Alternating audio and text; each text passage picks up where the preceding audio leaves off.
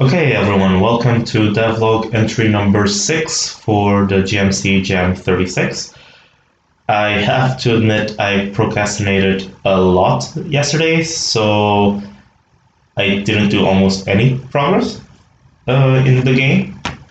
What I have so far is basically the loading of some data from data files and just this initial title screen with the inputs.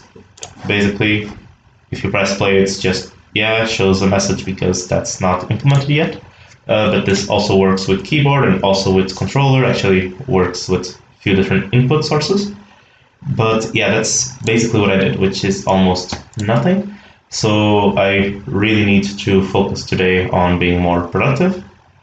Good thing is that at least I slept nicely. I already exercised a little bit to also awaken fully and whatever. So should be much more productive today.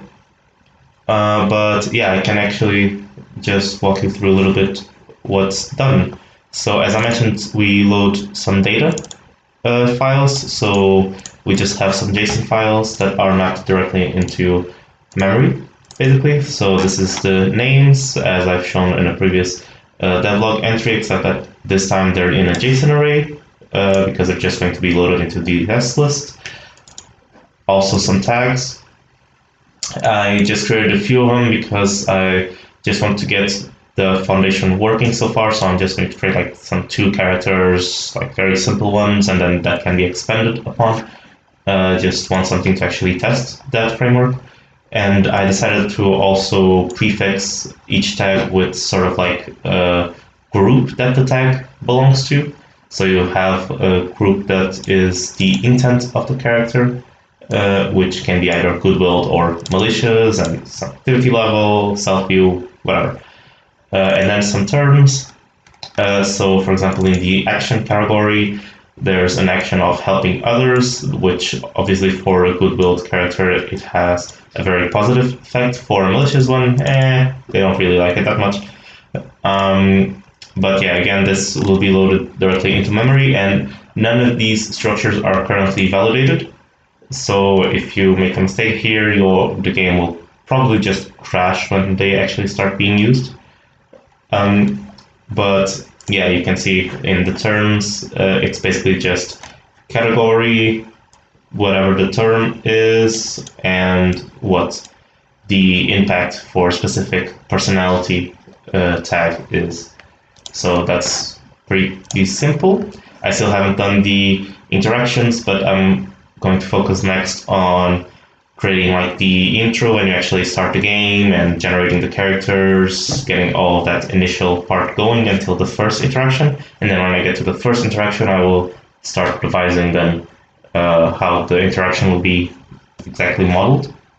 Also have assets because I do use a couple of fonts. So I have basically those 2 font files, the licenses for both of them and the credits for both of them. And then just like the normal stuff, I have a room for initialization that doesn't do much except loading the fonts, gamepad support, and initializing all of the data structures. And the room menu just has like the controller for the title. And here it's basically like, yeah, just the controller for the gamepad and the game title and a generic object answer, which controls basically which answer the player chooses. Which are basically those 2 answers that showed up. There's also an option to just be a single answer if it's like a neutral answer. And then just a bunch of scripts, just some assertion, some input handling stuff for gamepad support, keyboard, and mouse positioning, and some utility functions. For example, if a negative reply was chosen, which actually, as you might see, supports mouse selection, keyboard selection with different keys, and pretty much any gamepad that you pick with axes and shoulder buttons and a bunch of other face buttons and whatever that you can choose. So there's like tons of different ways that you can actually trigger an answer. So just some utility stuff. Fonts is just like loading fonts. Data handling is just initialization. This is just utility functions to create said answers. So as I showed, there's just a generic object answer. So the script wraps it and sets up all of the data correctly.